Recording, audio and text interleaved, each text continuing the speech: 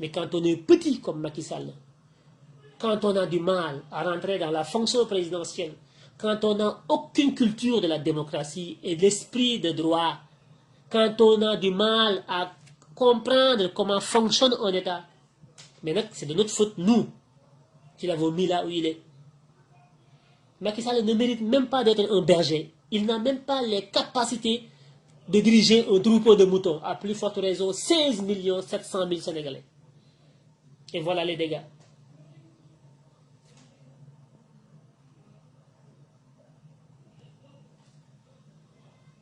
Qu'est-ce qui se passe avec le général de corps,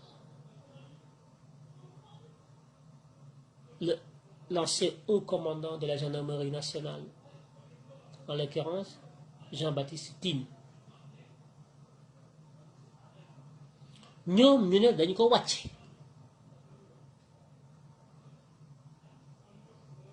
lu tax ñu wàcce ko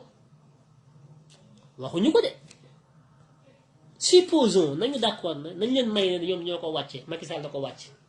bu ñu leen mayee loolu te demeewul noonu, waaye bu ñu leen mayee loolu dañuy analyser ak information yi ñu am lu tax mu wàcce ko moom Macky Sall. Est-ce que wax na lu tax mu wàcce ko? xam nga waxu ko. Jean-Baptiste Tine dans 3 mois mu dem retraite. kon nit koo xam ne jeexal na ñetti weer ko fi dese mu pare nga wàcce ko, am na lu xew. waxoo ko waaye am na lu xew. la xew nag yéen ñi ko wàcce dañoo bëgg ngeen génn wax lu tax ngeen wàcce ko. su ngeen ko waxul tam ñun xam nañ li tax. loolu mooy su fekkante ne may nañ leen ne Macky Sall moo ko dàq, liñ ciy teg mooy lan moo tax mu wàcce ko. koo xam ne ñetti weer ko dese mu dem retraité jeexal nga wàcce ko, am na lu xew, lu garaaw lu xew lu tax nga def loolu. bu fekkante ne nag dañoo jàpp ne moom wàccewu leen ko waaye moo démissionné, te loolu mooy li am, wàccewu leen ko te dafa démissionné, dafa tekki ndomba tànkam moom. xaaru fi dem retraite ñetti weer yi ko dese, dafa tekki ndomba tànkam. lu tax? parce que dafa am lu ngeen ko bëgg a def loo mu lànk ne du ko def. C'est un enfant d'honneur, un enfant de troupe qui a prêté serment, qui respecte son serment. Beaucoup la yow Macky Sall nga xam ne da nga taxaw fii prêter serment dans le mensonge. loo ma sa wax ay fen la, mosoo wax looy def, gëmoo li ngay def. Tu es un homme xam nga sans foi ni loi, tu ne crois en rien. loo wax tu fais le contraire, amoo éthique, amoo morale. Tu as toujours trahi ton serment, toi Macky Sall, et tu nous le payeras très cher. Jean-Baptiste, c'est un homme de foi, un homme de croyance, un homme d'honneur, un homme de principe, qui sait dire non devant l'injustice. kuy taxaw di bañ di def loo xam ne defuwut ndax moom xam na fonction générale bi mu am, xam na ne fonction bi du privilège, maanaam fonction bi mu am liggéeyu président général de gendarmerie du bànneex du ngëneel waaye wareef la. wareef c'est un sacerdoce, obligation la, wareef la ak taxawaay ak loo xam ne daf ko war a delloo askan wi, ndax askan wi la fi nekkal, nekkalu fi kuy buuma ko buum mi ku mel ne Macky Sall. su ko Macky Sall bëggee def loolu loo xam ne defuwut, bëgg koo sëf loo xam ne da koy sëf askan wi, te loolu gis na ne méngoowul ak li mu jàng, méngoowul ak li mu gëm, méngoowul ak li ko yoon sant, du ko def. ndax boobu askan wi bu ëllëgee bu ñu demee cour pénal international, yow général bi joxe woon ordre bi da ngay wuy ji. te lépp loo ci def en tant que général Macky Sall def loolu ko, bu ëllëgee bu ñu demee cour pénal international di àtte, Macky Sall lay taxaw fële na sama yoon nekku ci, musuma joxe ordre. ndax ordre yii reyee ak ordre yii tiire waate ay bal, ordre yooyu ñoom Macky Sall ak ministre de la justice bu ñuy joxe ordre yi duñu ko bind.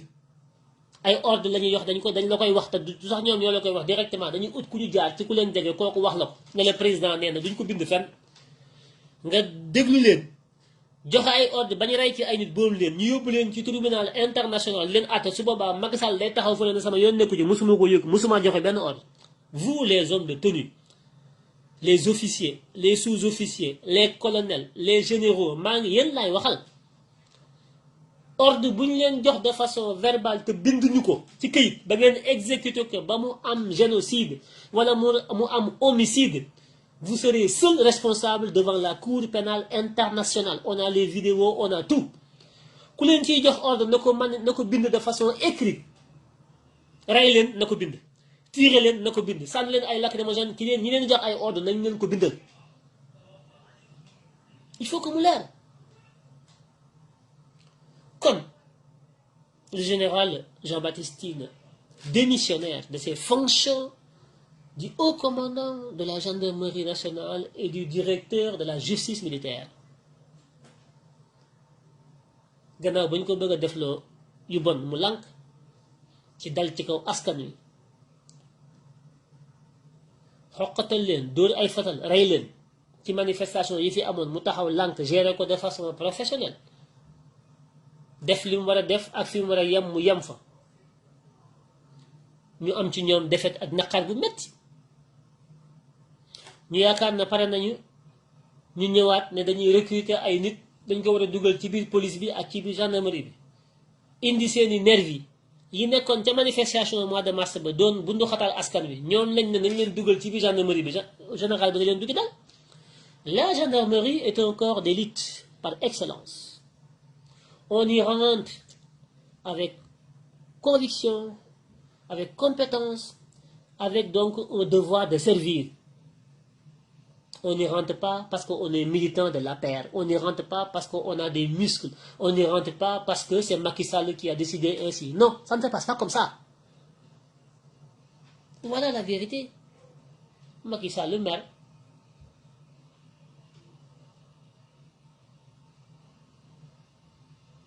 menacé ko dama lay dàq mu ne ko bala nga maa dàq ma démissionné. Il a fait sa lettre de démission teg ko ci ko table.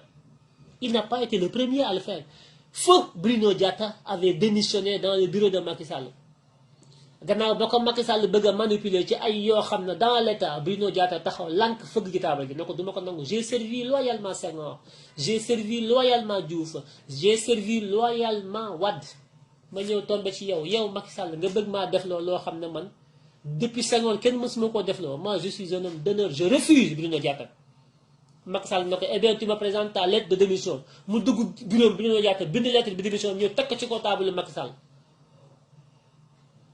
di xaar mu def mu jël décret pour wàcce ko mu waat ko naxanteeg moom ne ko wóoy kërëb xam nga baab ko ba Bruno sedd ndeke bàyyiwul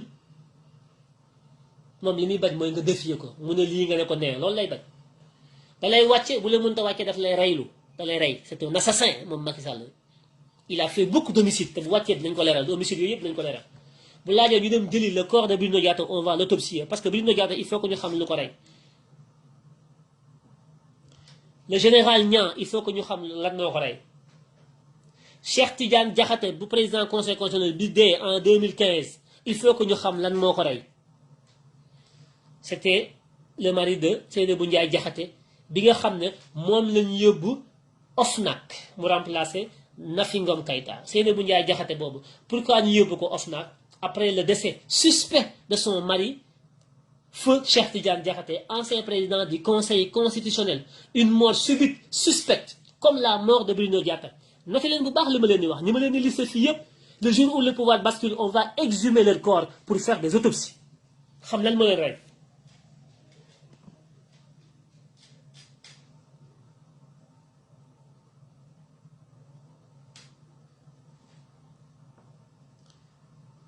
Le général Niang,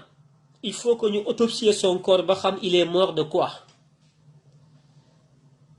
L'ancien président du Conseil constitutionnel, Cheikh Tidiane Diakhaté, décédé en 2015, subitement, il faut que nous exhumer son corps pour faire une autopsie. Bruno Diatta, l'ancien chef de protocole à la présidence de la République, il faut que nous exhumer son corps. Samba Sall, l'ancien doyen des juges, nous exhumer corps, Notez leen bu baax li ma leen di wax. Il faut qu'on sache ils sont morts de quoi? Point d'interrogation damay laaj.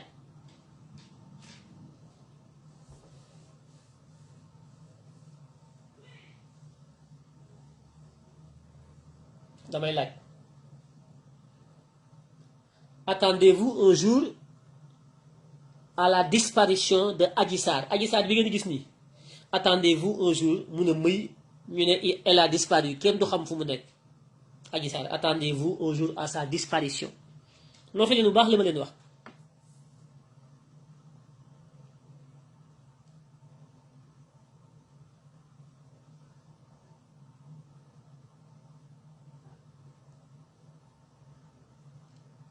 may wax nag ne démission Jean-Baptiste Tine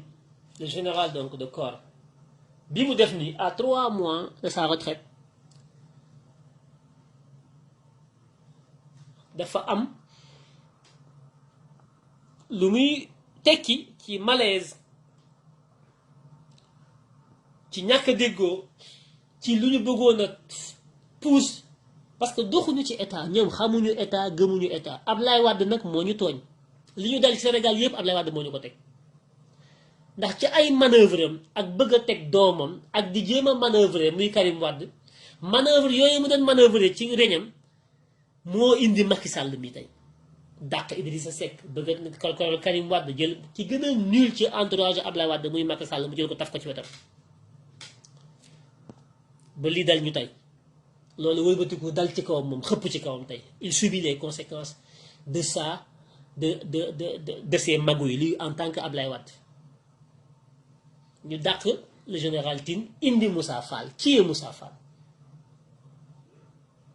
kan mooy Moussa Fall Moussa Fall mooy ki nga xam ne Ablaye Wade moo ko créé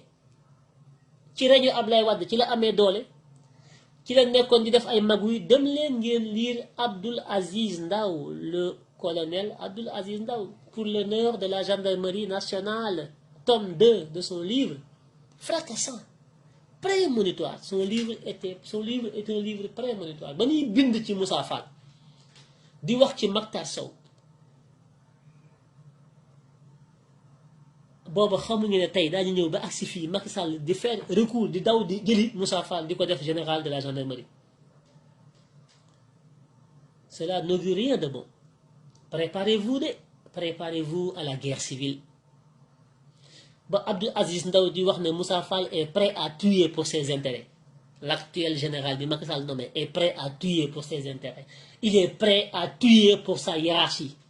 ñi ko féete kaw lu ñu bëgg da leen koy defal il est prêt à tuer ba ko Abdoul Aziz Ndaw di wax du samay wax de Abdoul Aziz Ndaw moo ko wax dans son livre écrit noir sur blanc ba mu koy wax booba kenn mësul xalaat ne day kii Moussa Fall dañ ko jox mu nekk chef suprême de la gendarmerie et de la justice militaire tey moom la ko Macky Sall jox am na ñu ko gën a mérité ñu ko gën a compétent ñu ko gën a jub dàq koo liggéey mais Macky soxlawul ku baax soxlawul ku jub soxlawul kuy defar ku yàq rek la bëgg ndax moom yàq rek saa yu xëyee ci yàq lay nekk du xëy mukk di defar yàlla moo ko xañ lu baax yàlla moo ko xañ bëgg lu baax yàlla moo ko xañ bu xëyee di jublu ci lu baax saa yu xëyee mi ngi jublu ci lu iblis di jublu Macky Sall ci loolu lay xëy ndax loolu moo koy dooleel di jaamu iblis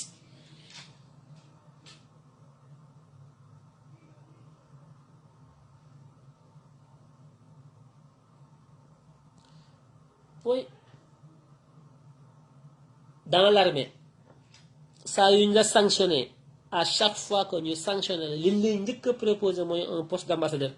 foo gis dans l'armée kuñ ci nommé ambassadeur en tant que colonel wala mu occupé ay hautes fonctions su ngeen leen gisee ñu nommé leen ambassadeur rek c'est que c'est une voie de garage c'est une sanction qui ne dit pas son nom ñun xam nañu administration ni muy doxee xam nañu état am na yenn fonction yi boo ko amee dans l'administration suñ la nommé ambassadeur rek c'est que dañ la sanctionné dañ la yóbbu voie de garage on te dépose à la gare moo tax comme c'est un général de corps il était le directeur de la justice militaire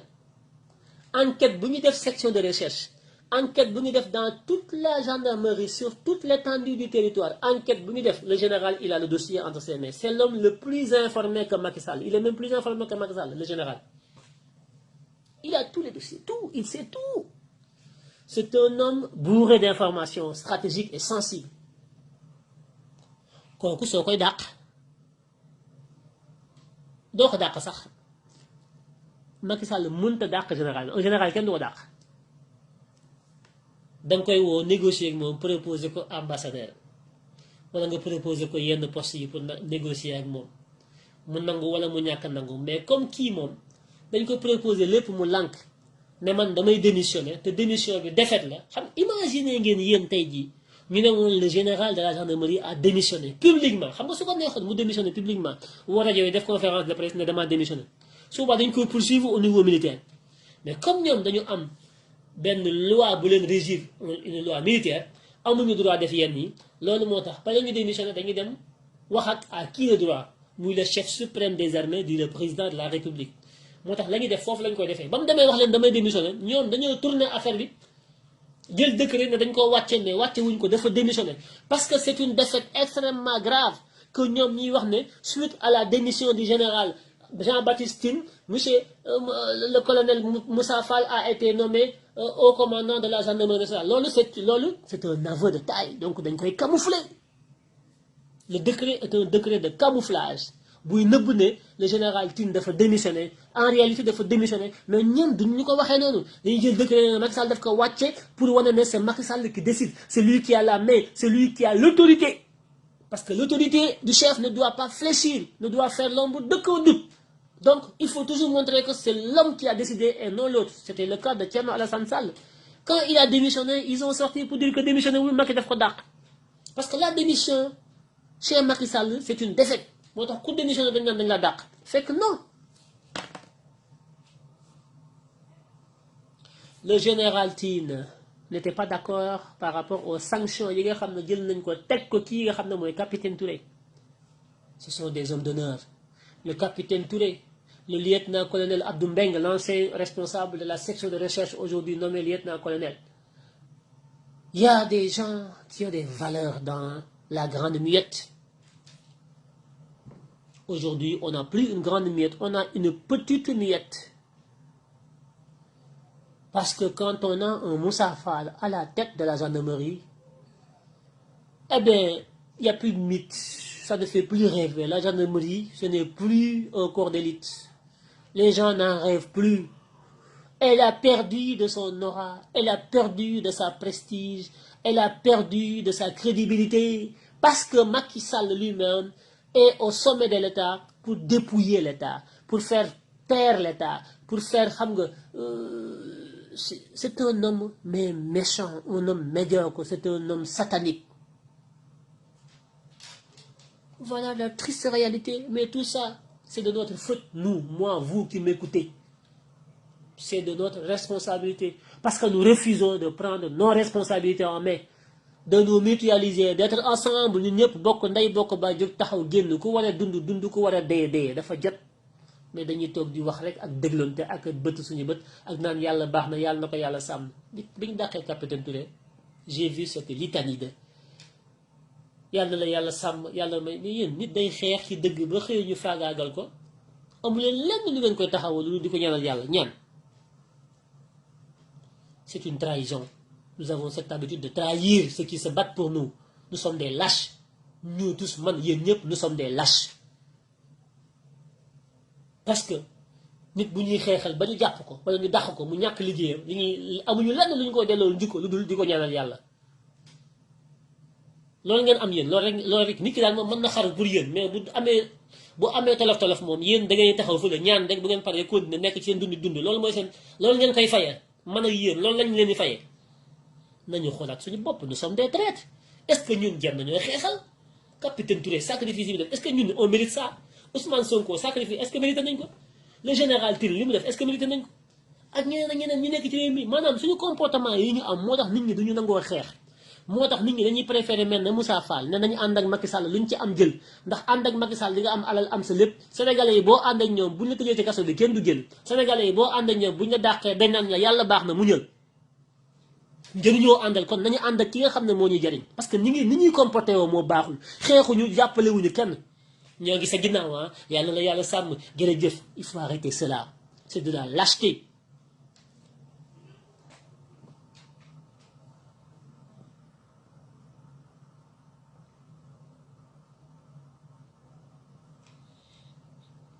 Vous attendez quoi pour vous organiser? préparer la guerre à laquelle Macky Sall nous convie, nous donner les moyens d'une guerre. Parce que ngeen bëgg ko di ngeen xeex, ngeen bañ ko di ngeen xeex, par force dañuy xeex ak Macky Sall. toog leen nag su ma wootee yéen ñëpp ngeen ñëw ku nekk ci déglu ak a tàcc suñu paree ngeen tëddaat mais préparer xeex bi du ngeen ko def. moom Macky Sall mi ngi waajal moment bi nga wax ne mi ngi équipé wu jënd ay lacrymogène, jënd ay gazam, jënd ay matrakam, jënd ay balam, jënd ay fetelam. ñun ñu toog di live rek ba mu xëy benn bis na xës ci suñu kaw tëj boutique yëpp duñu mën a am fetal, duñu mën a am lacrymogène, duñu mën a am gaz, duñu mën a am matériel, duñu mën a am yëpp pour fayu riposter. parce que nëbbu dootuñu ci li ñuy wax ah.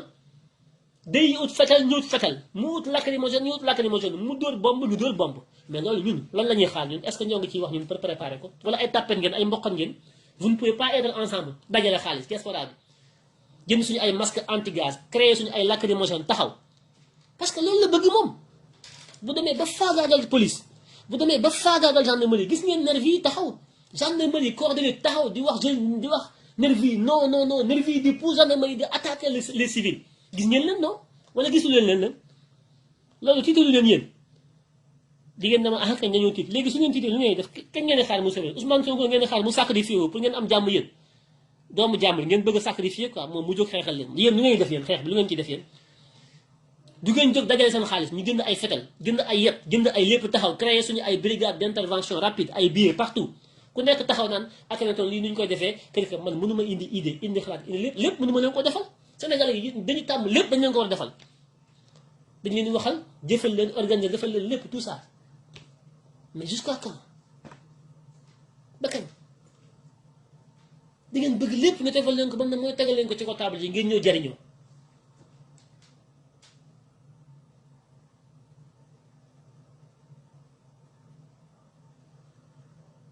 nous devons nous armer dañoo war a ut ay armée ñun les patriotes nañu commencé ut ay armée ut ay xeexukaay parce que police amatu fi gendarmerie amatu fi ñoom ñoo ko wax nee nañu police bi ak gendarmerie bi mënuñu aar kaaraange askan ñoom ñoo ko wax. Macky Sall moo ne moom wóolatul armée wóolatul gendarmerie wóolatul police mu dem recruter ay nerveux moom mais loolu lay dund tous les jours yéen a ngi koy gis lu ñu fiy laam-laamee amu fi ak lu ñuy xam nga. li fi xew yéen a ma ko gën a xam léegi lan mooy seen taxawaay yéen ñi may déglu lan ngeen pare pour def dajaloo créer seen ay groupe WhatsApp dugg fa waxtaan bu bàyyi leen seen tapet bi li may wax kenn ku nekk wax ko ñu dajale ku am 100 euros indi ku am 200 500 euros tout ça lu ñu ci jënd ay yat lañ ciy jënd ay lacrymogène lañ ciy jënd ay masque anti gaz lañ ciy jënd ay jëmtuwaay yoo xam ne ñoom moom la Macky Sall na da jël jox ko ay milicem ay nervem ñun tamit dañu war a préparer wu bu ñu xaar ñu ñuy bett.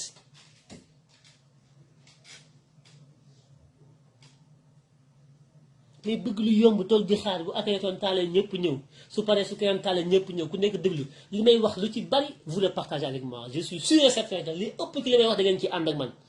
mais loolu doyul ànd ak man ci ay wax képp doyul lan ban effet la am bu fekkee duñu jëf agir fu ñuy nekk di waxantoog di laayam ak di làqatu wala bu fekkee ay tappet ngeen wax ko ñu arrêté. amu leen ay fit pour xeex li ngeen bëgg mooy lu nooy te parewu leen pour teg ci seen bakkan lu nooy amul fenn ñu nekk France États-Unis Japon Canada ci am fu ngeen fi nekk la ngeen fa fekk mu nooy ba ngeen cay noddantiku da ngeen a fekk ay góoru yàlla fàkk tëdd yu am fit jël seen bakkan teg ko ci xeex ko ba loolu taxaw nooy ngeen daw ñëw bëgg ci ajariñoo am leen jom lu tubaab bu ndaw bi taxaw ba xeex ko ba mu am ñun mënuñu koy xeex te bu kuñ ci ne tubaab bee la gën moo la fit nga mer dugg ci suuf si yuuxu kooku ne tubaab la gën wala bu fit nga mer mais la tubaab bay def jël bakkanam jaayante pour am jàmm ak aafiya ci dundam ci dëkkam ba nga bàyyi sa dëkk ñëw fekk si ko fi la tubaab ba def yow pare woo pour def ko ci fit mais bu ñëwee tubaab bee la man wala pour fit nga mer ba kañ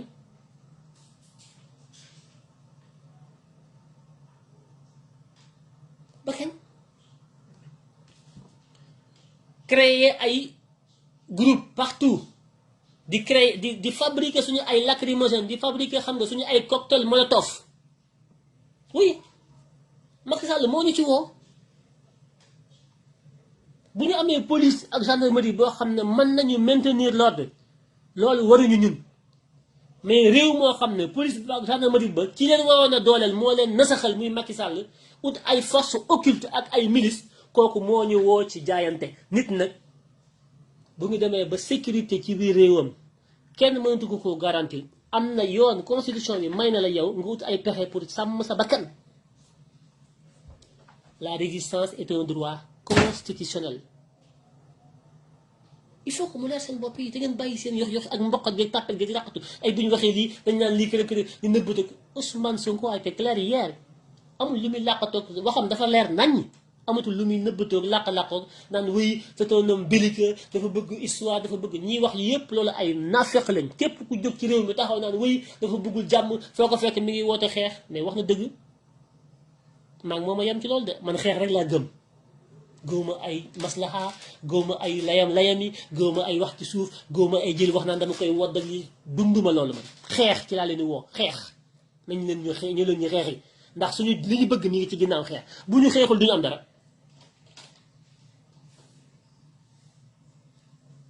bu ñu xeexul duñu am dara wax ji du neex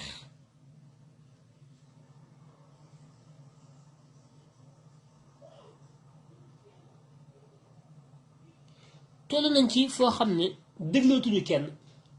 waxatuñu waxi sëriñ waxatuñu waxi communicateur traditionnel waxatuñu waxi papa waxatuñu waxi yaay waxatuñu waxi mag ñun ndaw ñi déglootuñu kenn suñu bañee lii ñu dal suñuy doom ëllëg ak suñuy sët ndax lii ñuy xeex bu ko suñu ay maamaati maam xeexoon ak suñu ay papa duñ ko fi fekk ñàkk xeex dañu ko ñàkk xeex ñoom moo tax ñun ñu fekk ko fi bu ñu ko xeexul tamit dañ koy jël randal ko pour suñu ay doom ëllëg ak suñu ay njaboot yu ñëw ëllëg gàcce googu nañ ko teggil suñu ak njaboot ëllëg nañ ko xeex génn te pour ñu mën koo xeex il faut que ñu bañ a déglooti kenn amul benn mag bu fi yëkkati kàddoom bu réew mi tàkkee ñaan bàyyi leen nag dañ leen ñaan nag bu ñu kenn ñaan dara bu ñu mayeti kenn dara ndax France ay ndaw ko tabax de États-Unis ay ndaw ko tabax Japon ay ndaw ko tabax Russie ay ndaw ko tabax Chine ay ndaw ko tabax ndaw ya ko doon tabax ba ñu koy tabax mag ñi sañu ñu leen a woon a ñaan lenn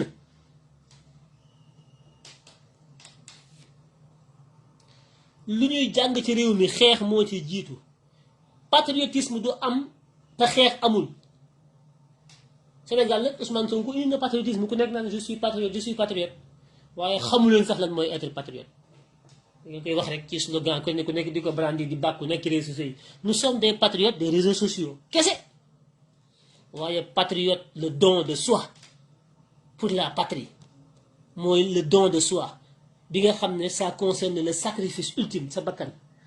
nga teg ko ci jaayante pour réew mi taxaw nga xam ne yow booy génn sa kër tey mën naa am doo ñibbisi da ngay bàmmeel dañ lay suule armée dañ lay fanaane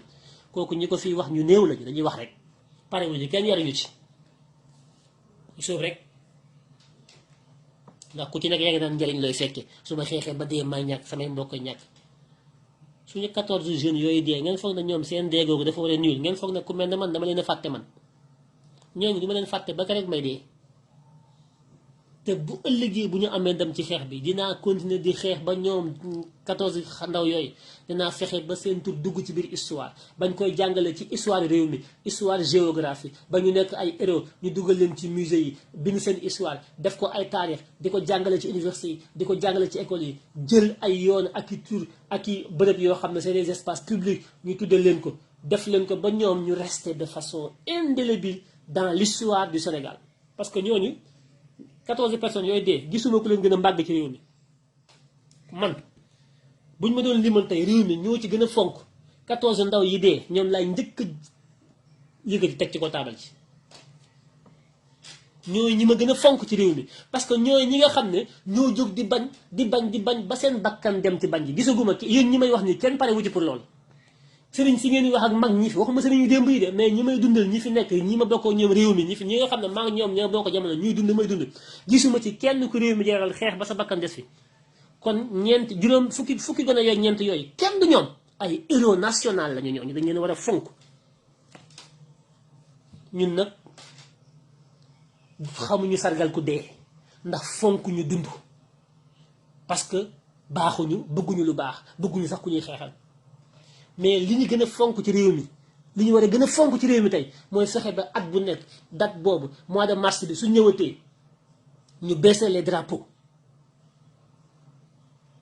fexe ba ndaw yooyu seen génn àdduna gi Sénégal gi yépp yëg ko ci ay cérémonie ak ay journée de deuil national boo xam ne dañ koy décréter de façon officielle ñooñu dañ leen a amel njukkal ba keroog yàlla di wal bourse bi dañ leen a amel njukkal ñooñu juróom fukki nit yooyu ak ñeent. man dama gëm le sacrifice de soi pour la patrie, dama gëm ne bëgg réew ak pare pour dee ñooy ànd. man ki ma gën a naw ci réew mooy citoyen boo xam ne bëgg na réew mi, bëgg gu ko jaral mu teg ci bakkanam xeex ba dee. kooku c'est un héros, kooku déewul pour man. moo tax li ma gën a fonk ci réew mi lépp tey Sénégal bi ñu ne leen gën a fonk mën na leen fukki gën a yeeg ñeent yooyu dee ñooy li ma gën a fonk ci réew mi.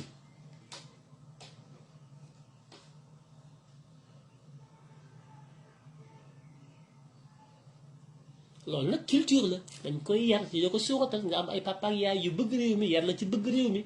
xamal la ne réew mi am réew ci àdduna gënu ko, xamal ne réew mi mooy seen réew, xamal ne réew mi mooy li gën a réew ci looy fokk ci àdduna bi nga nekk lu ndaw ni la ko jàngal ba nga màgg ba nga fend ci.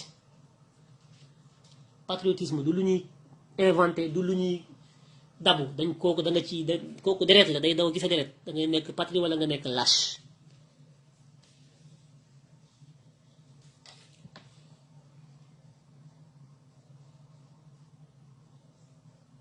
ñu ngi préparé l'anniversaire du 23 juin en 2011. Il faut que ñëpp dem ci, c'est important, c'est une date qui marque dans l'histoire du Sénégal, même si c'est pourquoi les gens se battaient en 2011 a été trahi par Macky Sall. Mais c'est pas une raison, il ne faut jamais croiser les bras. Il faut être dans la lutte perpétuelle. Tant qu'on n'aura pas gain de cause, il faut se battre. Même si les idéaux sont trahis, il faut toujours reprendre les armes et se battre. Parce que la vie est un combat perpétuel. On ne lâche jamais l'affaire. Mais il nous faudra aussi, demain, nous remémorer, fàttaliku, génn ko àdduna fukki ndaw yeeg ñeent yii ak mu ne ci mois de mars bu jotatee nañ ko génn manifester ko. Lever les drapeaux, fàttaliku seen ay jaar-jaar, fàttaliku xale yi, xam leen na ñii deewuñu ci neen, dañoo dee ngir dëgg, dañ doon jihaad, dañu génn di xeex ngir seen condition de vie yu ñu leen xañ, dañoo génn di xeex ngir ñàkk mën a faju, dañoo génn di xeex ndax amuñu liggéey, dañoo génn di xeex ndax liberté bu ñu leen xañ, dañoo génn di xeex ndax di leen duma ndax takkuñu ay masque, dañoo génn di xeex ndax gis injustice bu ñu bëgg a teg Ousmane Sonko ci jigéen yu taxawal yu mel na Adji Sarr, dañoo génn di xeex ndax justice bu amul ci réew mi, kumba am ndey kumba amul ndey, dañoo génn di xeex ndax alalu réew mi ñu jël di ko pasare jox ko ay Farba Ngom doomam di ko sàcc 200 millions, jox Aly Ngouille Ndiaye multimilliardaire ak ay doomam ca Londres, jox ki nga xam ne mooy Amadou Sall ministre de la justice, jox Alioune Sall 10 milliards de dollars ci pétrole bi, jox ñoom ñooñee nga xam ne ñu ngi ci banlieue bi su tawee ñu commencé tëmb tey mu dundee penton ak ndambe, ñoom ñoo génn di xeex ba am ñi ci rot ñëpp ay doomi baadoolo lañ, amu ci kenn koo xam ne buñ la bindalee ordonnance mën nga ko jënd, baadoolo rek ñooy dee.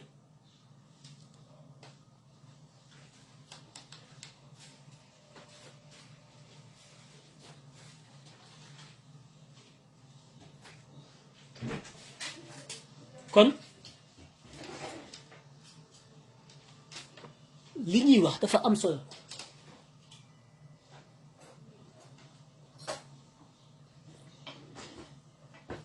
solo, lii ñu affaire état du caaxaan, li ñuy wax ni du passion, du c'est pas une affaire de personne, c'est une affaire de citoyenneté, c'est une affaire de survie de notre nation, de notre peuple. On ne peut pas dissocier les citoyens de la patrie. Sujets yi ñuy wax ni c'est des sujets yoo xam ne dafay dëgëral suñu réew, te réew mi li koy dëgëral mooy taxawaayu askan wi dëkk ci réew mi, gis-gis ak taxawaay bi ñu am ci réew mi ci fonki doomu aadama yi ak ñiy xeexal réew mi di xeexal askan wi. ñooñu ku ci daanu ci toolum xare, daanu boobu wut a nul, wut a seey, wala nekk lu ñuy fàtte, lu ñu war di fàttaliku la jamono bu nekk, comme na Lat Joor daanoo woon, comme na Amadou Cheikhou daanoo woon, comme na Maba Diakhou Ba daanoo woon, comme na Mamadou Lamine Dramé daanoo woon, comme na Thierno Souleymane Baal daanoo woon, Imam Abdul Khadir Kane, El Hadj Omar Foutiyou, ñooñu ñëpp nañ taxawe woon di xeex ngir dëgg, seen dignité. loolu dafay jóge ñoom ñooñee bàyyi wuñ fi ay doomi ki ay sët yu war a mën a taxaw def lañ doon def deret dañu amoon ñoom deret joojee dafay jógee xanaa léegi deret ji xanaa léegi deretu ay deretu léegi li ngeen di lekk xanaa dafa soppi seen deret ba deret jooju ngeen doon gi seen maam te ku leen koo ci tiim ne ko yow diw du sa maam wala bokkoog diw deret mu mer xataraayu rey la waaye la maama mi doon def ci fulla ak fayda ak gëm dëgg ak jël seen bakkan fas yéene cee dee moom mii xataraayu boo ko nee diw du sa maam mën na laa rey moom parewul pour def loolu y a un problème y a un problème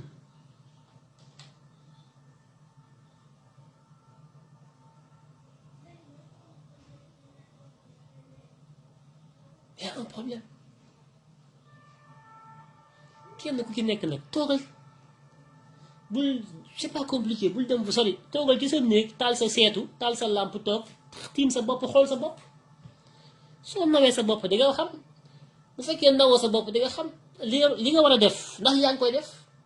soo koy def xam nga soo ko deful xam nga kenn ku ci nekk sa conscience bopp mooy sa ki lay yedd ci xeex bi nga xam ne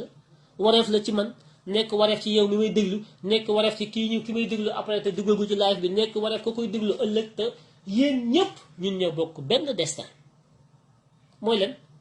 xeexal réew mi ngir réew mi mën a am li ñu bëgg ci moom loolu bu amee mu delloo ñu ko ñu mën caa gis suñu bopp te mooy kenn ku ci nekk fa nga taxawee nga mën a xeex ñii mën nañoo live ñii mën nañoo génn ci mbedd mi manifester ñii mën nañoo defar ay gaz lacrymogène ñii mën nañoo defar ay lance-pierre ñii mën nañoo fàq ay yett ko ñii am na loo xam ne ñoom loolu lépp mënuñu ko waaye mën nañoo dugal seen loxo ci seen poche ne man kat man mënumaa yooyu yëpp fi ma nekk dafa sori wala mënumaa xëy maa ngi def 50 euros bi ci xeex bi kenn ku ci nekk la nga mën nga def ñu organiser ko teg ko ci ay loxo yu leer nañ la xeex ba laaj yëpp ci financement ñu financé ko mais déedéet kenn ku ci nekk yaa ngi toog fa nga taxaw di xaar kuy sacrifié wu pour nga mën a am li nga bëgg yow bu dee nag yàlla na ko yàlla yërëm rest in peace ci Facebook bi pare nañ ci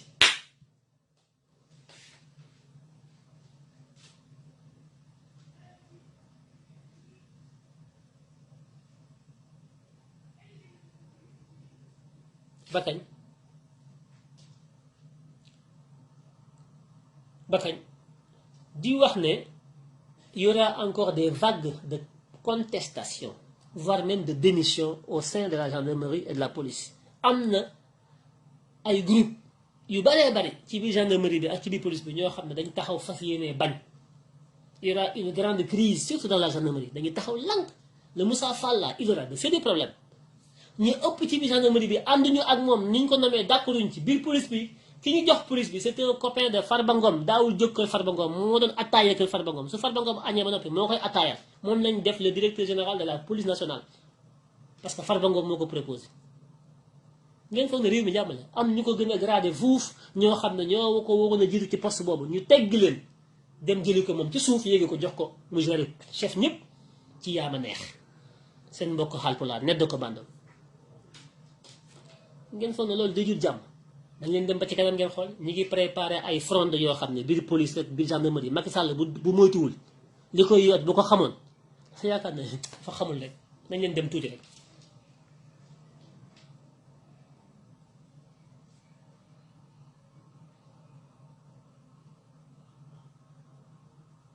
non xam nga ñiy wax ne lii kañ lay jeex c'est jusqu'à quand loolu warul nekk question bu ñuy posé wu buñ demee bay wax lii kañ lay jeex c'est lii jusqu'à quand yow mi koy wax xamal na yow kon yow bokkoo ci xeex bi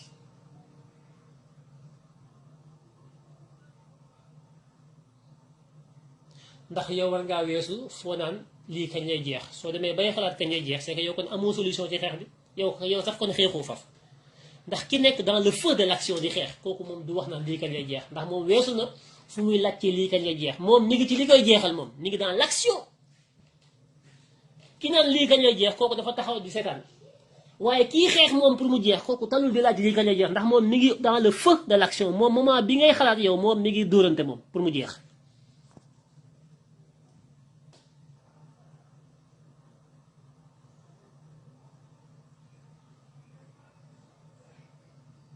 oui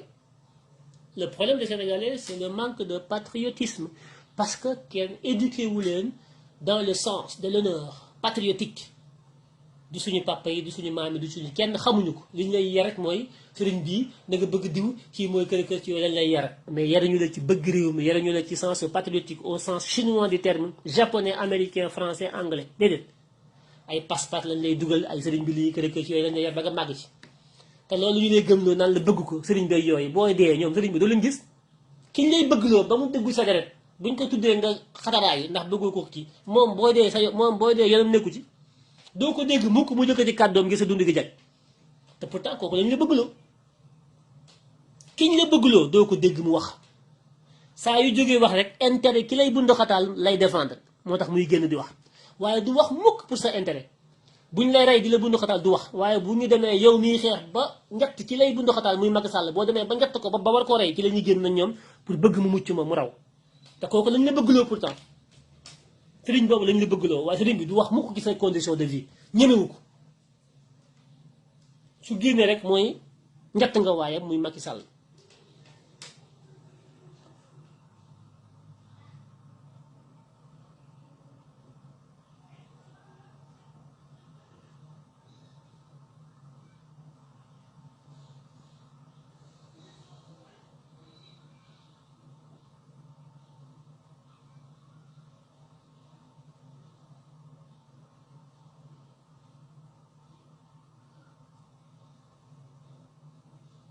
exactement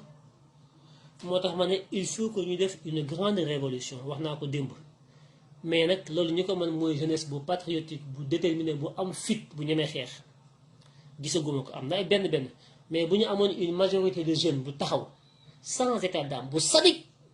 jël paa yeeg maire yëpp ut benn prison dugal leen fa ñoom ñëpp tëj leen fa ndax réew mi ñi ko taatee mooy mag ñi paa yeeg maire suñu tàppee suñu yaay ñoo taale réew mi parce que idée yi ñu am idée yooyu dafa doxul ci jamono bi ñuy dund ñun il faut que ndaw ñi këf réew mi téye ko doxal ko ci seen jamono paa yeeg maire yi maslaha tànt wax ju rafet gàmmu ngénte defalante teranga wax a wax ba sa kërëb Macky Sall fee enveloppe yi mbay peex peut-être réew mi ci loolu la lay dox ku ci am tuuti takk ñaari jabar boo amaatee as tuut ñetti jabar ñeent jur ay doom teg jàngaloo leen yaroo leen fajoo leen boo juree rek sànni doom yi taxawal ki jaar fee ki jaar fee ki jaar ci géej gi pour Italie irresponsabilité loolu du dund il faut arrêter cela on ne peut pas développer un pays comme ça les gens se tapent des femmes à l'infini se tapent des enfants à l'infini ne s'en occupent pas ils n'ont pas les moyens para on est dans la paupérisation le pays devient de plus en plus pauvre et ñun ñëpp li ñuy ndamoo mooy ay jabar yu bari ay doom yu bari te mënu leen a yore jamono bii ñuy dund bés bu nekkee dund bi dafa cher mais dund bi dina cher parce que li nga bëgg kenn mënu ko salaire bi nga am mënoo cee am benn ñetti jabar ak fukki doom ak juróom wala bëgg a teg ceeb jënd yàpp jënd pomme banana jënd ay ordonnance foo ko jëlee amut mënta ne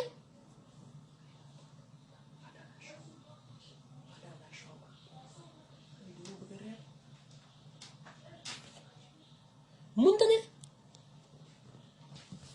kon am loo xam ne il faut que nit ñi xam ko parce que ñi ngi wax naan Sonko wala comme ci mënti doon suba su ñëwee ci réew mi bëgg a tabax réew mi noo ko tabaxee ci ñeenti jabar ak ñaar fukki doom ak juróom damay laaj réew mi naka nga koy tabaxee ci ñeenti jabar ak ñaar fukki doom ak juróom dañu waxante dëgg rek jabar ju ne nga bëgg ko utal kër wala boo ko utalul kër nga boole leen ci génn kër ñeenti jabar kenn ku nekkul néeg fukki doom ak juróom kenn ku fa ñu tëdd boo ca amee juróom yu xëy feebar ordonnance yi fu noo koy faje non dafa am ay questions yoo xam ne ce sont des questions de société loo xam ne nag dépendrul ci Macky Sall dépendrul ci Wade dépendrul ci Ousmane Sonko kooku suñu ay taar ñun la suñu ay taar sociétal ñun ci suñu bopp nañu waxante dëgg on se regarde les yeux dans les yeux te bàyyi naxante bi koo ci gis muy dang-dang yi da nga ko yërëm mais bu demee ba lëkkali ko ba toog ba jekku ba am as tuut ci poosam ab jeeg bu nooy lay uti boo xam ne daf xam nga du ci wàcc du ko wàcc guddeeg bëccëg du jur du teg comme ay ginax pucc te doo toppatoo doom yi boo juree sànni dem sa yoon loolu c'est comme ça que les animaux ils font dans la jungle ba demee ci àll bi bàyyi muy noonu la ñuy def dañu juddi tey rek golo njabootu golo juddi rek ak njabootu janax mais loolu dafa am conséquence ci développement économique bi koom-koom bi ñu war a liggéey pour war a dund bu baax bu doxul dox ni mu war a doxee ba noppi ñuy jur di teg jabar yu bari doom yu bari mais pauvreté rek lay créer pauvreté Macky Sall mënu ci loolu dara Macky Sall bi ñuy xas mënu ci dara donte moom jéemul dara mais mënu ci dara même bu doon liggéey comme il faut mënu ci dara parce que ni ñu bëgg a dundee dafa méngoowul ak ku bëgg a suqaliku ci koom-koom lu ñu fi nekk bëgg a am suñu modèle de développement boo xam ne c'est un modèle à nous boo xam ne day nangu ñeent jabar nangu ñaar fukki doomu juróom nangu gàmmu màgg cant nangu yooyu yëpp loolu xaalis a koy def ban salaire nga leen jox ban salaire moo tax koo ci jox kees mu këpp ko corruption bi ñuy wax ci réew mi li ko waral mooy ni ñuy dundee mooy suuxat corruption bi lu mat 1000 gàmmoo ki màgg par année sëriñ bu nekk di sax di yëgati maamam ak i bàyyam yu joxe enveloppe ku nekk di indi enveloppe bi foo ko jële direction yeeg ñi liggéey ci administration bi privé bi ñëpp kenn ku ne ñu ne da ngay ñëw taal sa oto carburant boo ñëw enveloppe da nga ko fi bàyyi bëgg a xott yëre yoo sol bëgg a kërë mais boobu xaalis foo ko jëlee da ngay sàcc kees bu ñu la jox nga këpp ko parce que bëgg teraanga ak bëgg diw ñëw na diw de moo joxe lii ni laa toll sans compter ngénte yeeg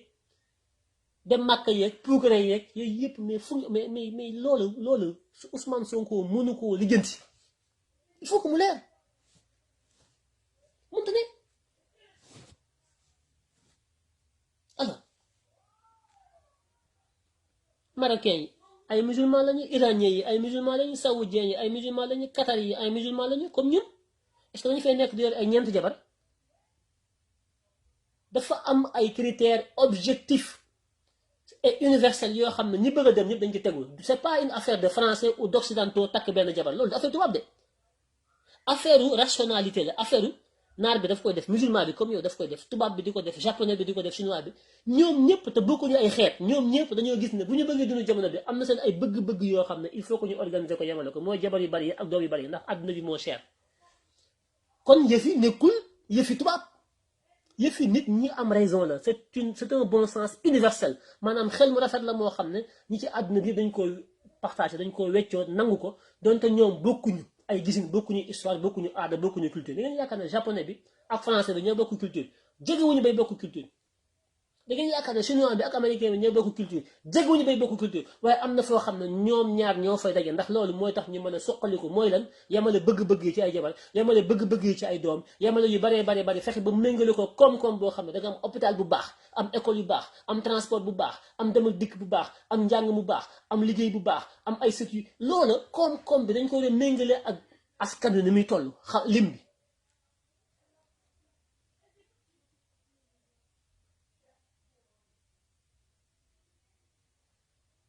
mais c'est des questions yoo xam te kenn du ko traité dans ce pays parce que c'est des sujets tabous soo ko waxee ñu ne wéy que am fu ñu dëkkal wax mais man je n'ai pas de questions tabous man je traite toutes les questions ñi ngi wax kenn ku ne naan Sonko patriote oui c'est bien attention ce n'est qu'un début de porter Ousmane Sonko à la tête de la magistrature suprême loolu ak njëlbéen la tàmbali képp la c'est pas parce que Ousmane Sonko dañ koy fal rek projet di changé de loolu commencement la condition la loolu waaye lay defar réew mi dëgg Ousmane Sonko mënu ko defar tout seul de am na ay sacrifice yu ñu war a def ci suñu biir ay coppite ci ni ñuy dunde bu ñu ko deful du ñu dem njàng mi léegi gis ngeen ko ku amul xaalis du jàng ku amul xaalis du faju ku amul xaalis du dund gu baax ku amul xaalis du lekk gu baax ku amul xaalis yéen a ma ko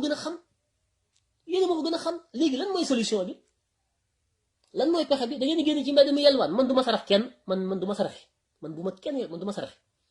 kii may sarax mooy ki nga xam ne dama dem ba constaté ne c'est un handicapé gis na kii mënta liggéey kii handicap physique moo ko tee mën a liggéey ma xam ne kii su ma ko saraxul dund kooku dinaa ko sarax mais ponk lu magum jëmm yor ay ñaari xàpptaatam dara jotu ko taxaw ci mbedd mi yelwaan dama lay acc man du ma sarax ku dara jotul xalaatuma ko bàyyi leen saraxe yi Sénégal ku xëy di saraxe nekk ci mbedd yi xale yi ndaw yi bu leen il faut pas bu leen saraxee les talibés là il faut arrêter ça parce que en le faisant yéen a ngi contribuer à la paupérisation yéen ñi saraxe mbedd yi talibé yeeg yéen a yokk image Sénégal yéen a koy yàq réew moo xam ne boo fa wàccee foo tourné ñu tafu la di yelwaan kër kër ci ay nit ñoo xam ne dara jotu leen. Il faut arrêter cela. nit ñi nañ dem liggéeyi ñi mënta yor seen doom yi ñu bàyyi jur doom yi. jabar du farata takk jabar du farata ku ko mënul nga bañ ko def. am doom du farata mënoo ko yore looy doy doom jur sànni jox sëriñ bi irresponsable sëriñ bi jël takk ay buum sànni ci mbedd mi dem leen ñu wàññi di leen exploité ñu ne kenn du ko wax au nom de quoi loolu day diine fan la am loolu fu mu am bu tayee nga aay fii nappaaje sab jeeg bugg naa subaa nga dem fee nappaaje baat sab jeeg doyul pare wu yaa ngi ñaari jeeg yooyu nappaaje waaye boo amaatee ab million wala nga gañe loto dem utaat ñetteelu jeeg teg ko fa nag di ay loo say doom tumuraanke foo dem ñu defal la ganaar nga lekk ko nappaaje sa jeeg say doom nga ci mbedd bi taxawàllu sa yoon newu ci irresponsable bu réew mi doxul nga ne Macky Sall ko doxulul wala Ousmane Sonko ko doxulul wala kenn doxulul waaye yow loo def yow pour réew mi dox yow yaa ngi yor sa jeeg di ko nappaaje guddi gu ne du jur doom teg kenn du ko wax nañ leen waxante dëgg li ma leen di wax yéen a ma ko gën a xam nous sommes des Sénégalais su amul ngeen na ma amul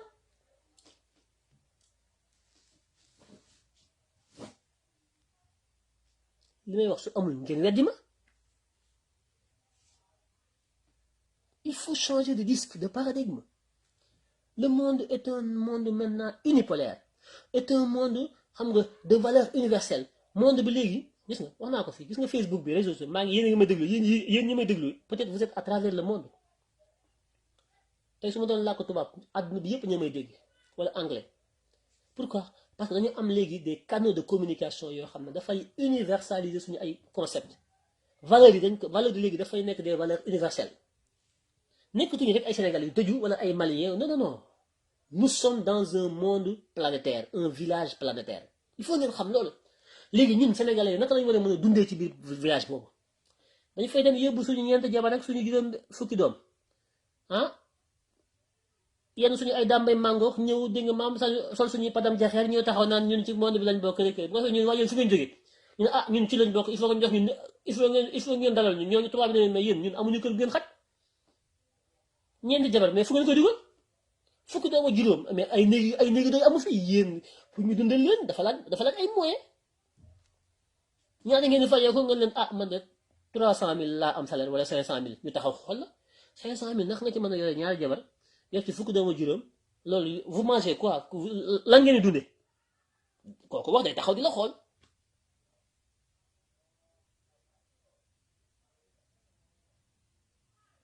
day taxaw di la xool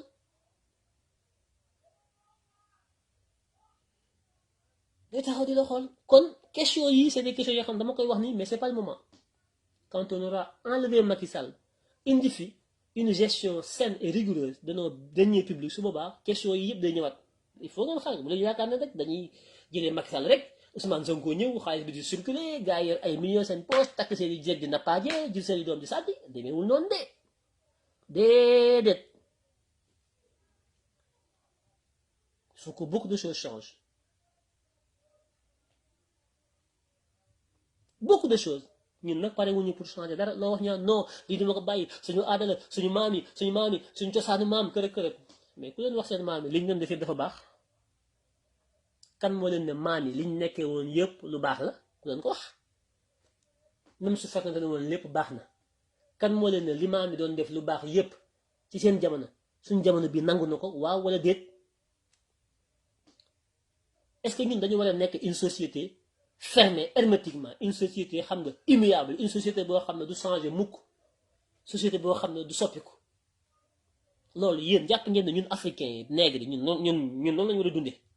pourquoi on a peur de l'évolution pourquoi on ne veut pas évoluer pourquoi ñun duñu jéem a améliorer suñu ay conditions de vie jéem a changer dans le bon sens waxuma changer dans le mauvais sens parce que changement dafa am deux côtés positif ak négatif waxuma ñuy changer négativement mais on peut changer positivement suñu maam yi nekkee woon seen jamono moo xam mu baax moo xam mu ñàkk baax bu ñu demee ba gis ne jamono bi ñuy dund méngoowul ak suñu jamonoy maam yi nga xam ne dañ daan am benn village kër yi daawul am clôture kenn ku nekk tabax paa bi day am ñeent jabar bu ñu xëyee mu dem tool doom yi ñëpp dem tool bi barkeel ñu bàyyi ko gépp indi def ko ci sàq mi ci kër gi bu ñu xëyee di ci tibb di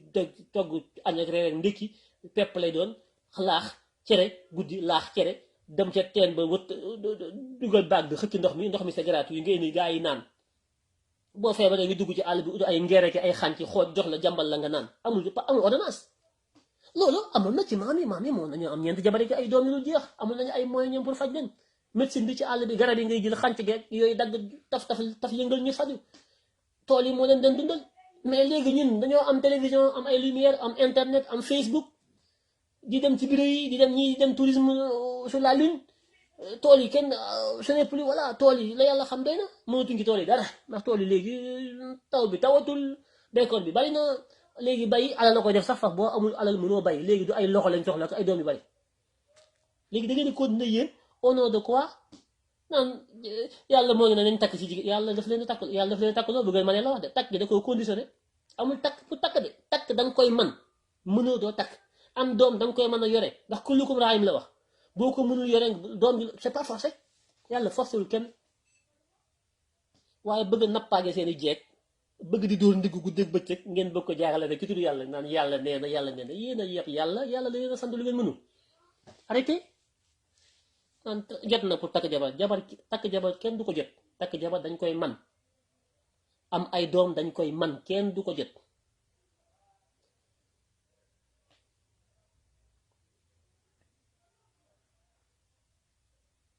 c'est ça la vérité mais ku leen koy wax li ma leen wax nii ku leen koy wax kenn du leen ko wax parce que c'est des sujets tabous xam nga ce pays tout est tabou tout vous avez tout rendu tabou pourquoi il faut le refuser takk jabar naan yàlla nañ takk ci jigéen ñi ndax jigéen ñi dañoo bari bu ngi tëgg ko ah bon yàlla moo ne nga takk jigéen ñi takk sunna la waaye ci kaw nga respecté charte yi dafa am ay conditions soo ko mënul na nga fexe bay jublu penk di woor saa su ne te muñ xam ne yàlla moo la xañ nga war a mën a jabar ak doom parce que amoo loo leen yore parce que responsabilité bu rëy la nga takk jabar am ay doom yaroo leen ba ñu màgg nekk fardeau dans la société nekk ay wuyu ay bandi di agressé ku mel ne Macky Sall mii xam nga Macky Sall mii nattu dëgg ya nattu yàlla dëgg la ay waajuram ñoo ñu tooñ ñoom ñu ko jur Macky Sall mii xam nga nattu la waajuram ya ko jur ñoom ñoo ñu tooñ waaye ñoom la leen waroon mooy waruñu woon sax takk jabar bay am ba ci jur Macky Sall ndax Macky nattu la lii moo tax yàlla naan jabar bala nga koo takk da nga koy mën ay doom bala ngeen kii da nga leen mën a yore yar leen ba bu ñu màggee du ñu nekk jafe-jafe ci askan wi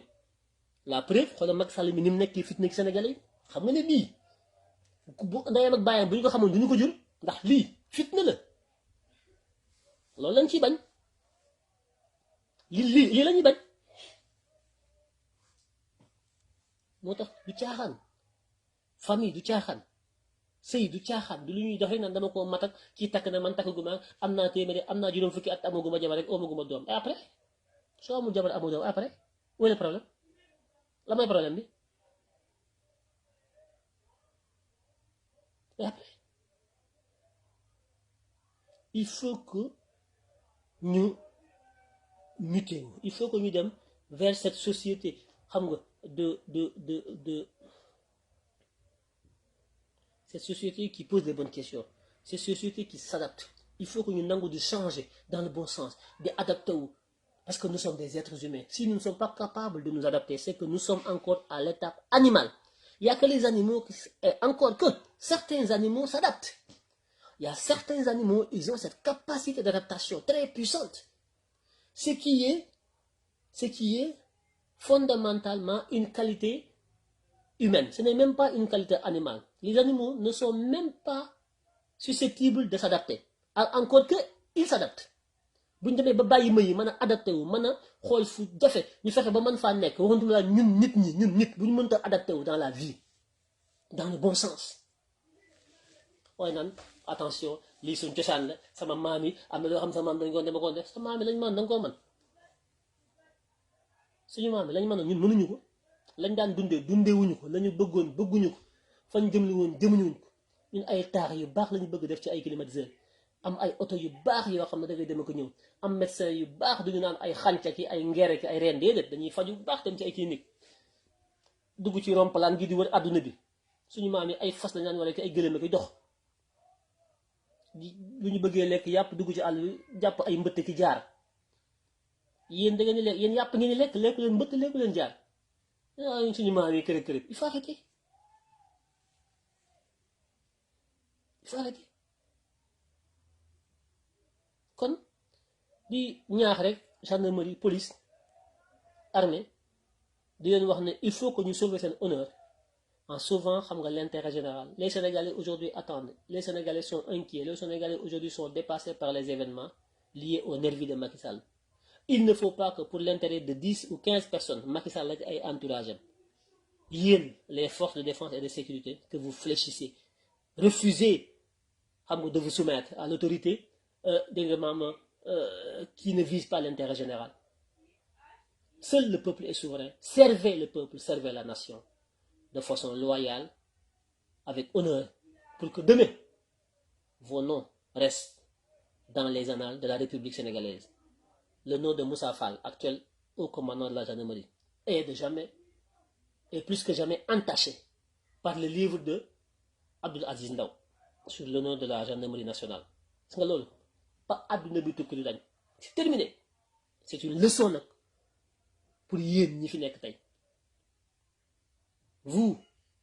les hommes de la grande mire, gendarmerie, police, armée, lisez le livre de Abdoul Aziz Ndaw pour que ngeen xam ne votre salut, vous, les hommes de tenue, reste dans l'honneur, reste dans le service de l'intérêt général, reste dans le désintéressement par rapport aux intérêts particuliers. Servez ce pays, servez la nation, parce que le patriotisme citoyen revendiqué à travers le Pastef de Ousmane Sonko est d'abord un apanage des hommes de tenue. C'est pour ça que c'est puissant. Si les gens disent que oui, Pastef, dañu violent, dañu lii, dañu exigeants, ils sont pas... Tout le monde vous critique. Parce que les gens n'ont pas le sens du patriotisme. Le patriotisme est une drogue. Quand il vous envahit, il vous renforce. Il vous donne de la conviction. Il vous donne de l'abnégation. Vous êtes incontrôlable. Vous êtes un combattant. Lolo, c'était une drogue boo xam ne moom lañ doon suuxatee les hommes de la grande mure. La police, la gendarmerie et l'armée. Dañ leen di seen formation yi dañ leen di wax ne yéen vous êtes les derniers rampants de la société. Vous êtes les garants de la stabilité nationale. Vous êtes les patriotes. Quand un Sénégalais doit mourir, vous, le militaire, le soldat, le policier, tu dois mourir à sa place. Tu dois te sacrifier. Tu dois donner ta vie en don de soi pour que les citoyens survivent. C'est ça le sacerdoce. Loolu mooy mission wu les hommes de l'armée, de la police et de la gendarmerie. C'est ça le patriotisme. Loolu la Ousmane Sonko dem daggee ko ci biir armée bi nga xam ne loolu c'était un domaine réservé aux hommes de tenue. Le patriotisme, c'était un domaine militaire. Ousmane Sonko daf ko ñëw indi dans le champ civil, dans le champ donc politique. Moo tax c'est puissant, c'est fort. Ñu bari ñi ngi wax mais xamuñu qu'est-ce qui fait la particularité d'Ousmane Sonko, c'est d'avoir imposé un domaine militaire dans le domaine civil. Le patriotisme est un apanage militaire. Ousmane Sonko ñëw civiliser ko indi ko dans le monde civil. Moo tax c'est puissant. Patriote boo gis rek c'est un soldat bu taxaw. Ils se comportent comme des militaires. Loolu nag moo jaaxal ñëpp médias yi journalistes yi ils sont violents patriotes booy laal Ousmane Sonko ci réseaux sociaux yi c'est comme si tu touches le général de l'armée. Ils se comportent comme des soldats parce que c'est le patriotisme qui fait ça et c'est comme ça qu'on peut construire un pays. Vous n'avez pas compris l'anthropologie du mot patriotisme, la sociologie profonde du mot patriotisme. C'est très fort, c'est puissant. Loolu la réussi. Ousmane Sonko n'a rien réussi d'autre que ça. Il a été puisé ce qui était réservé aux militaires mu indi ko dans le domaine civil, dans le domaine de la vie normale de chaque citoyen mu fexe ba dugal ko ci sa xol. Moo tax les événements de mois de mars là, tu as vu comment les gens étaient déterminés. Il y a 14 jeunes qui sont morts. Ces jeunes là, ils sont morts comme des soldats. Ils sont déterminés. Dañuy xeex ba tëdd. Comme le soldat bu nekkee sur le théâtre de l'opération, soldat bi day xeex ba daanu ba nga dóor ko bal mu àgg. Noonu la patriote yi noonu la ñuy xeexee ba tëdd. Moo tax Macky Sall xamul bu naan dootu fi amati di menacer. Il n'a pas compris. Il n'a pas compris que militaires yi mu yaakaar ak soldats yi la ñu namp ci patriotisme ba tax Macky Sall bëgg a wéeru seen kaw bay nappaate. Ousmane Sonko dafa fexe ba Sénégalais yi namp loolu te nekkuñu ay militaires mais am taxawaayu soldat. Nit ñi dañoo pare pour dee te Ousmane Macky Sall xamul loolu. Moo tax gis nga bu jógee naan ay troisième mandat dina ko réccu toute sa vie moom ak famille ak ñoom ñëpp. Dinaa def live spécial dinaa ci ñëwaat si Marième Faye Sall, je vous le dois. Dans la semaine su ma jot je vous ferai un live spécial Marième Faye Sall. maa ngi leen di nuyu yéen ñëpp di leen ziar di leen jox seen wàcce waaye di wax ne le combat continue. Vous êtes sur la voie. Je sais que vous le savez. Vous écoutez les gens, vous critiquez, ils disent tout, ils vous diabolisent. Mais on ne peut pas diaboliser un patriote. Parce que le patriote, il est au sommet de la hiérarchie citoyenne. Le patriote, moi qui occupait la première place de la citoyenneté. Qui dem ba sës ba ne man patriote la le don de soi pour la patrie kooku mi ngi ci kaw kooku dafa tiim ñëpp kooku kenn mënatu ko xoqatal dina jaaxal ñëpp nag ndax c'est un soldat engagé prêt à mourir pour la patrie et vous êtes des soldats vous êtes plus forts plus déterminés plus engagés que même certains qui sont dans la police la gendarmerie et dans l'armée vous êtes prêts au sacrifice ultime loolu c'est ça qui fait peur eh bien vous êtes sur la bonne voie n'ayez pas le complexe n'ayez pas peur comme disait le pape Jean-Paul II au Polonais n'ayez pas peur. N'ayez pas peur. Vous êtes la majorité, vous avez la vérité et vous vaincrez.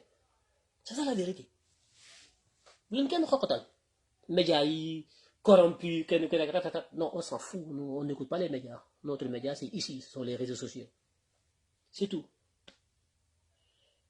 Voilà donc, chers amis, chers concitoyens, chers patriotes.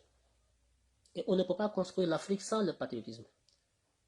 Tout développement repose sur un amour profond de sa patrie, de ses prochains. Nous devons nous aimer les uns envers les autres. Sans distinguo. Il n'y a pas de Djola, de Séré, de Halpola. Non, nous sommes une fraternité unie. Nous sommes une destinée commune. Nous sommes une volonté prête à vivre cette communion. Nous sommes des frères et sœurs. Nous avons le même destin.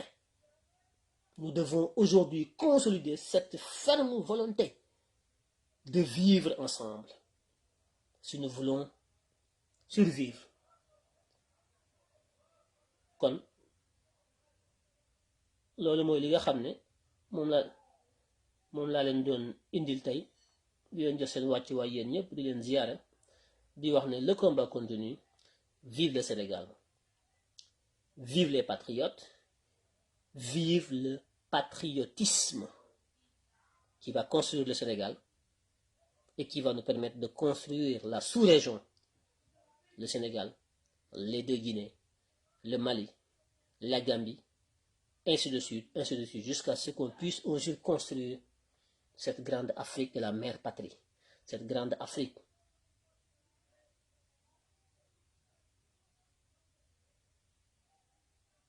qui est notre fierté. Kon maa ngi leen jox seen wàccuwaay di leen ziar di leen jox ndaje ci fan yi incha allah je vous promets un live spécial Marième Faye Sall duma ci sori mais su live bi amee incha allah di ngeen xam kon ba jamono yi incha allah restez unis restez performants restez donc intransigeants par rapport à nos ennemis qui souvent miaulent qui souvent aboient qui souvent xam nga piaillent qui souvent beuglent mais tout ça ce sont des cris d'animaux. Voilà, ce sont des cris d'animaux, on s'en fout. Excusez-moi du terme, mais voilà, c'est ça. Allez, je vous souhaite tous un bon samedi, un bon week-end. Reposez-vous bien, détendez-vous, amusez-vous, restez en famille, aimez la vie, adorez. Voilà, aérez vos esprits, soyez prêts, soyez solidaires. On nous attaque, on fait tout, mais soyons stoïques. Un patriote, il est stoïque, il a donc une carapace dure. Voilà, il ne doit pas être quelqu'un qu'on influence comme ça. Non, ne paniquez pas. Restez serein. Restez serein. Voilà, chers compatriotes. À très bientôt. Merci, au revoir. À très bientôt.